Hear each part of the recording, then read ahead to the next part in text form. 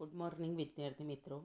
ધોરણ 12 અર્થશાસ્ત્ર ચેપ્ટર 7 વસ્તી, જેમાં આપણે અગાઉ પ્રસ્તાવના, વસ્તી વિસ્ફોટનો અર્થ, ભારતમાં વસ્તીના વલણો, એમાં ભારતમાં વસ્તીનું કદ અને વૃદ્ધિ દર એના વિશેનો અભ્યાસ કર્યો.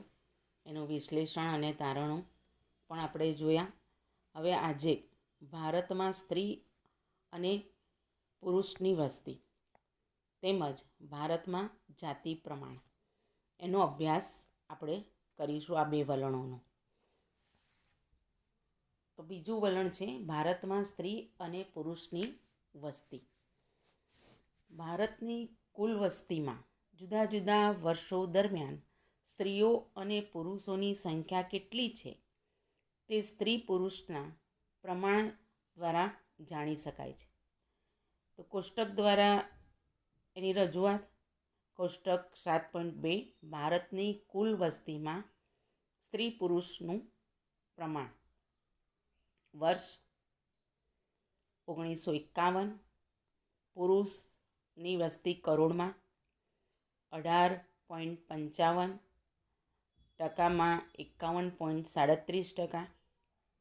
સ્ત્રીની વસ્તી કરોડમાં 17.56, ટકામાં 48.63. કુલ વસ્તી કરોડમાં 36.11 અને 100%. વર્ષ 1991. પુરુષની વસ્તી કરોડમાં 43.92, 51.90%. સ્ત્રીની વસ્તી કરોડમાં 40.71, 48.10%. કુલ વસ્તી કરોડમાં 84.63, ટકામાં 100%. 2011માં પુરુષની વસ્તી કરોડમાં 62.37, ટકામાં 51.54%. સ્ત્રીની વસ્તી કરોડમાં 58.65, 48.46%. અને કુલ વસ્તી કરોડમાં 121.02, 100%.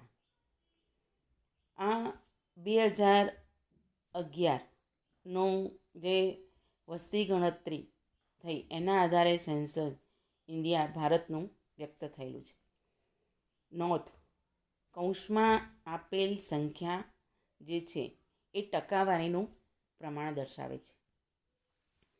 ભારતમાં સ્ત્રી પુરુષની વસ્તીની વહેંચણીના વિશ્લેષણ અને તારણો.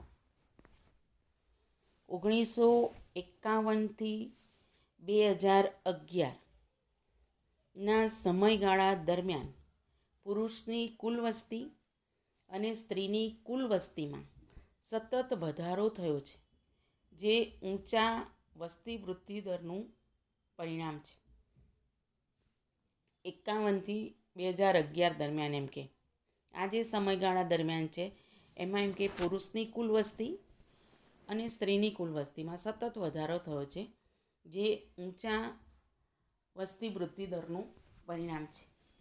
બીજું તારણ છે, ટકાવારીની રીતે જોઈએ તો 1951માં કુલ વસ્તીમાં પુરુષની વસ્તી 51.37% હતી, તે 2011માં 51.54% થઈ, એટલે કે 0.17 તફાવતનો વધારો સૂચવે છે, જે સ્ત્રીની વસ્તી કરતાં પુરુષની વસ્તી વધુ હોવાનો નિર્દેશ કરે છે.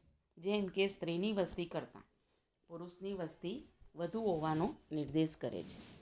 ત્રીજું વિશ્લેષણ તારણ છે, ટકાવારીની રીતે 1951માં કુલ વસ્તીમાં સ્ત્રીની વસ્તી 48.63% હતી, તે 2011માં ઘટી અને 48.46% થઈ છે, એટલે કે -0.17નો તફાવતનો ઘટાડો નોંધાયો છે, જે પુરુષોની સરખામણીમાં સ્ત્રીઓની ઘટતી જતી સંખ્યાનો નિર્દેશ કરે છે, જે આવનારા સમય માટે એક પડકાર ગણાવી શકાય. તો વસ્તી વૃદ્ધિના દરના જે વલણો હતા એમાં બીજું વલણ ભારતમાં સ્ત્રી અને પુરુષની વસ્તી. ત્રીજું છે ભારતમાં જાતિ પ્રમાણ કૌંસમાં દર 1000 પુરુષોએ સ્ત્રીની સંખ્યા. આ જે છે એ વલણ વિસ્તૃત પ્રશ્નમાં 5 માર્કનો જે ગુણનો પ્રશ્ન પૂછાય છે એમાં પૂછાતો પ્રશ્ન છે કે ભારતમાં જાતિ પ્રમાણ કૌંસમાં દર 1000 પુરુષોએ સ્ત્રીની સંખ્યાની વિગતે ચર્ચા કરો. આવો વિસ્તૃત પ્રશ્ન 5 માર્કનો એટલે કે 5 ગુણનો પરીક્ષામાં પૂછાય છે.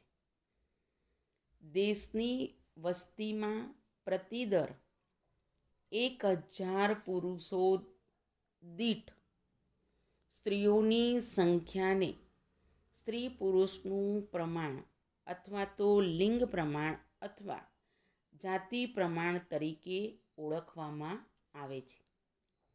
વસ્તીના અભ્યાસમાં જાતિનું પ્રમાણ ખૂબ અગત્યનું સ્થાન ધરાવે છે. વસ્તીનો જે અભ્યાસ થાય છે એમાં એમ કે આ જાતિનું જે પ્રમાણ છે એ ખૂબ અગત્યનું સ્થાન ધરાવે છે. દર 1000 પુરુષોએ ઘટતી જતી સ્ત્રીઓની સંખ્યા દેશમાં કેટલીક વિષમતાઓ સર્જે છે. સ્ત્રી પુરુષ પ્રમાણ વચ્ચે વધારે વિષમતા હોય તો લગ્ન, કુટુંબ, પ્રજનન, અર્થવ્યવસ્થા વગેરેમાં અનેક પ્રશ્નો ઊભા થાય છે. વધારે પડતી એમ કે સ્ત્રી અને પુરુષના પ્રમાણમાં એમ કે વિષમતા હોય તો લગ્ન, કુટુંબ, અર્થવ્યવસ્થા, પ્રજનન આ બધામાં અનેક પ્રશ્નો ઊભા થાય છે. જાતિના પ્રમાણ વિશેની ચોક્કસ માહિતી મેળવી જાતિના પ્રમાણની વિષમતાના કારણો શોધી તેના નિવારણ માટેના પ્રયાસ કરવાનું શક્ય બને છે. એટલે કે જાતિના પ્રમાણ વિશેની ચોક્કસ માહિતી મેળવી જાતિના પ્રમાણની જે આ વિષમતા છે એ વિષમતાના કારણો શોધી તેના નિવારણ માટેના પ્રયાસો કરવાનું શક્ય બને છે. કેટલાક વિકસિત દેશોમાં સ્ત્રી પુરુષનું જાતીય ગુણોત્તર દરનું પ્રમાણ 1000થી વધુ હોય છે. ભારતમાં એકમાત્ર કેરળને બાદ કરતા અન્ય વિસ્તારોમાં દર 1000 પુરુષોએ સ્ત્રીઓની સંખ્યા ઓછી હતી. કેરળમાં 2011માં દર 1000 પુરુષોએ સ્ત્રીઓની સંખ્યા 1084 હતી. ભારતમાં એમ કે એકમાત્ર કેરળ એવો વિસ્તાર છે જ્યાં 1000 પુરુષોએ સ્ત્રીઓની સંખ્યા ઓછી હતી. એને બાદ કરતાં બીજા બધા વિસ્તારોમાં સ્ત્રીઓની સંખ્યા ઓછી છે. કેરળમાં જેમ કે 2011માં એમ કે દર 1000 પુરુષોએ સ્ત્રીઓની સંખ્યા 1084 હતી. સ્ત્રી પુરુષના પ્રમાણ વિષમતા માટે કેટલાક સામાજિક, આર્થિક, સાંસ્કૃતિક કારણો જવાબદાર હોવાનું જણાય છે. આ વિષમતાને માટે એમ કે સામાજિક, આર્થિક, સાંસ્કૃતિક કારણો એમ કે જવાબદાર હોવાનું જણાય છે. ભારતીય સમાજમાં પ્રાચીન સમયથી સ્ત્રીઓનું સ્થાન નીચું રહ્યું છે. દીકરીઓને પોષણયુક્ત આહાર, સ્વાસ્થ્ય, શિક્ષણ, સંભાળ વગેરેમાં પૂરતું ધ્યાન આપવામાં આવતું નહોતું. ભારતમાં એમ કે પ્રાચીન સમયથી જ સ્ત્રીઓનું સ્થાન નીચું રહ્યું છે અને એટલે એમ કે દીકરીઓને પોષણયુક્ત આહાર, એનું સ્વાસ્થ્ય, શિક્ષણ, સંભાળ વગેરેમાં એમ કે પૂરતું ધ્યાન આપવામાં આવતું નહોતું. તેમજ દહેજ પ્રથાને કારણે પણ દીકરીઓ પ્રત્યે દુર્લક્ષ સેવવામાં આવે છે. દહેજ પ્રથાને કારણે પણ એમ કે આપણે ત્યાં દીકરીઓ પ્રત્યે દુર્લક્ષ સેવવામાં આવે છે. આ ઉપરાંત કન્યાઓની નાની વયે લગ્ન, વધારે પડતી પ્રસૂતિઓ, તેમના સ્વાસ્થ્ય ઉપર વિપરીત અસર કરે છે. નાની વયે લગ્ન એ પણ એના સ્વાસ્થ્ય ઉપર એમ કે વિપરીત અસર કરે છે.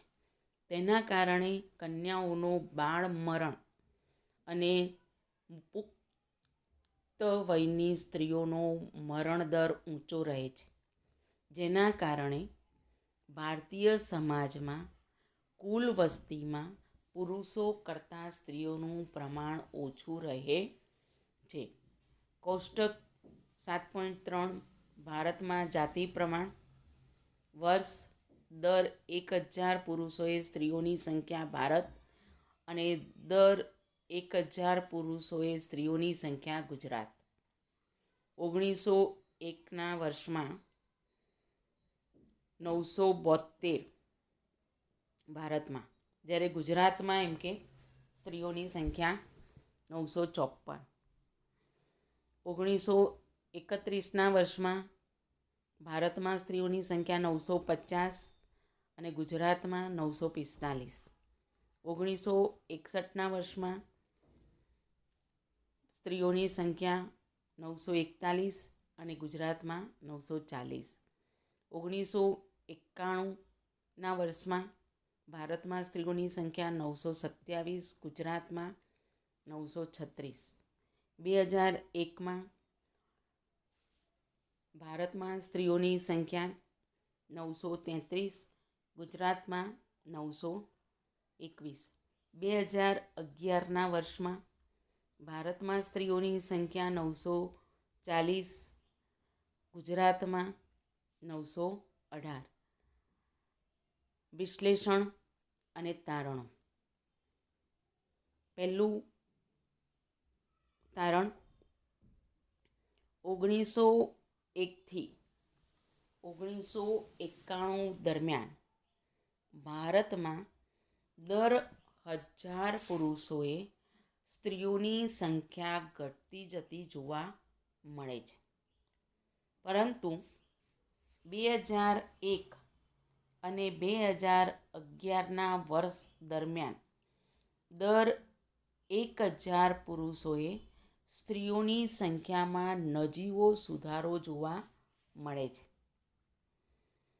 જે દેશમાં ચાલી રહેલા બેટી બચાવો અભિયાન તેમજ દીકરી જન્મને મળતા પ્રોત્સાહનને આભારી છે. 1901થી 1991 દરમિયાન એમ કે ભારતમાં દર 1000 પુરુષોએ સ્ત્રીઓની સંખ્યા ઘટતી જોવા મળે છે. પણ 2001 અને 2011ના વર્ષ દરમિયાન 1000 પુરુષોએ સ્ત્રીઓની સંખ્યામાં એમ કે નજીવો સુધારો થયેલો જોવા મળે છે. જે કોને આભારી છે? તો બેટી બચાવો અભિયાન અને દીકરીના જન્મને જે પ્રોત્સાહન આપવામાં આવે છે એને આભારી છે. બીજું તારણ છે, ગુજરાતની વાત કરીએ તો 1901થી 2011ના સમય દરમિયાન દર 1000 પુરુષોએ સ્ત્રીઓની સંખ્યા સતત ઘટતી જોવા મળે છે. જો ગુજરાતની એમ કે વાત કરવામાં આવે તો 1901થી 2011ના આ સમયગાળા દરમિયાન એમ કે 1000 પુરુષોએ સ્ત્રીઓની સંખ્યા સતત ઘટતી જોવા મળે છે. જેના કારણે કેટલીક સામાજિક સાંસ્કૃતિક વિષમતાઓ ઊભી થાય તેમ છે.